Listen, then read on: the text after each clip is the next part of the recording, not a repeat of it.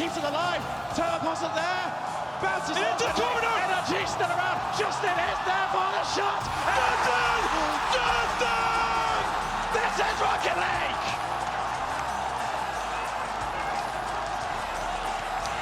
This is the Rookie of the Year!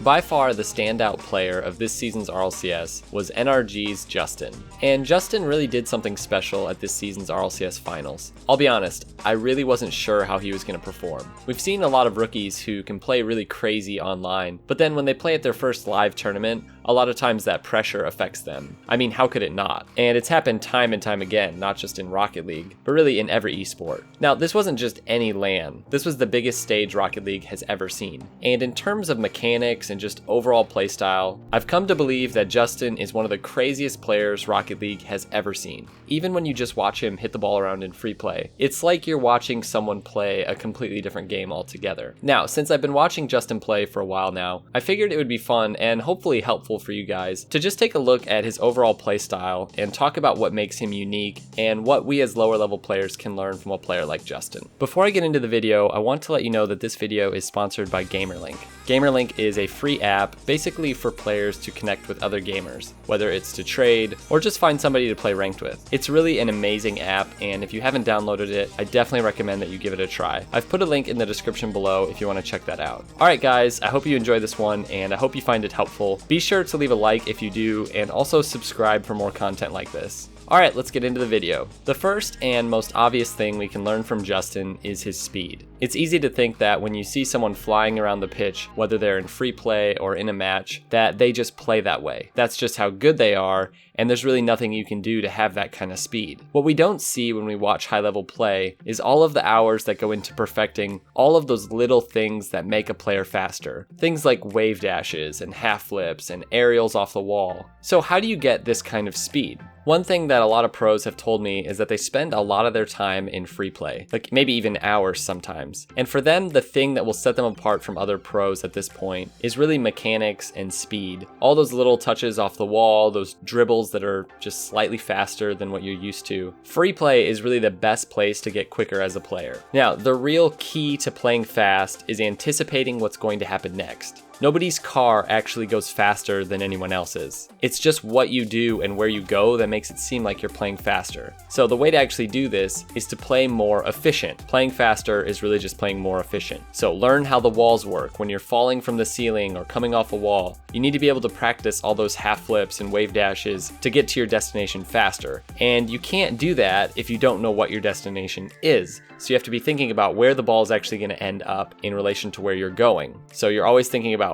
where you need to be next. That's really the key to playing faster, is when you're, moving from the wall to the ceiling or whatever you're doing, be thinking about what's next, not just focusing on what you're doing in that exact moment. The second thing is mechanics. Now, if you're like me, maybe you just feel like you don't have time for this. You've got maybe a half an hour or an hour or even 2 hours, and you just want to get that feeling of winning games, but then you end up losing a bunch of games anyways, and then you're really pissed off. Now, I'm talking to myself here more than anybody else, but I think this shows a wrong focus. If your focus is getting wins and ranking up, yeah, you probably are fooled into thinking that your best time is spent playing ranked. But if your focus is simply on getting better and really improving at the game and improving your skills, going and playing ranked all the time is actually the worst way to accomplish that goal. We've talked about this a bit in the past, but you really have to take that time to work on your mechanics. Stop and think about your game and think about people like Justin or really any high-level player. What are they doing that you're not doing? Maybe you're just garbage at wave dashing, and you've thought for a long time you don't need to be able to do that to play fast. Or maybe your half flip just isn't quite as good as theirs. Or when you go hit a power clear off the wall, does it actually go where you want it to go? And if not, just take some time every day to work on it until it's what you want it to be. And the reason these players can wave dash or half flip the way that they do is not because they're gods, as people like to say, and you're just like this low level bro. You can do these things just as well as them. You just have to take the time to do it. And it's not always hours and hours. Even just like 20 minutes a day on a specific mechanic is enough to make you improve a ton. The third thing I want to talk about is Justin's overall game sense. Now, if you're playing against someone who's better than you, it often feels like they're just beating you to the ball every time. I really felt this way when I played against FLuuMP. He just kept beating me to the ball, and like when I was thinking about going up for it, he was already off the ground and boosting towards the ball.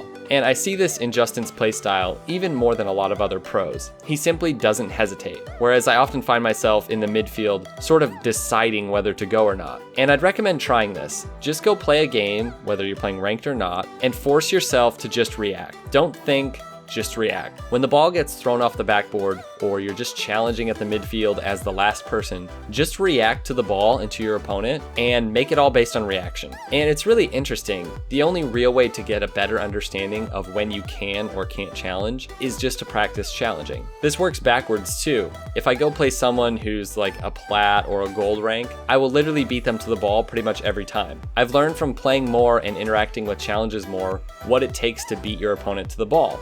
And I just have more experience because I've done it more than someone who's a lower ranked player. And I said this when I made a video about Devo. Don't think about it, just go for it. What do you have to lose? This is really the only way to get better and to get a better game sense. Justin plays with no fear. It doesn't matter how awkward the touch may be. If he feels as though he can make a play on the ball to confuse the defense or to just outplay them, he goes for it. It's so easy to let this game get stale when you're not pushing yourself to play faster or to go for the ball when it feels awkward or difficult. But this is really why players like Justin and Squishy can just keep grinding every single day. They're always looking to try new things and to push their skills and mechanics, and it's why players like Justin have been so influential on the game. Alright, the last thing I want to point out to you about Justin and his playstyle, and really NRG as a team, is the importance of never giving up in Rocket League. Yes, Justin's 0-second goal is a picture of this, but really that whole series is what shows this aspect of NRG and of Justin. Whenever the RLCS finals have a bracket reset, the lower bracket team has always won, and that was true of this series as well. But no series has gone all the way to Game 7, and I really feel like there's something to be learned from the way NRG fought back in this series. High-level players know how to reset themselves, whether it's giving up a stupid goal or losing the first 4 games of a best-of-7. They know that their only chance of winning is to take a step back mentally. You can't expect different results if you're unwilling to reset and just keep trying to play the same exact way. If you feel slow to the ball, stop playing ranked and go get your speed back. If you're not hitting the ball with any power, go do a training playlist for a few minutes. Or honestly, like just go make a sandwich or something.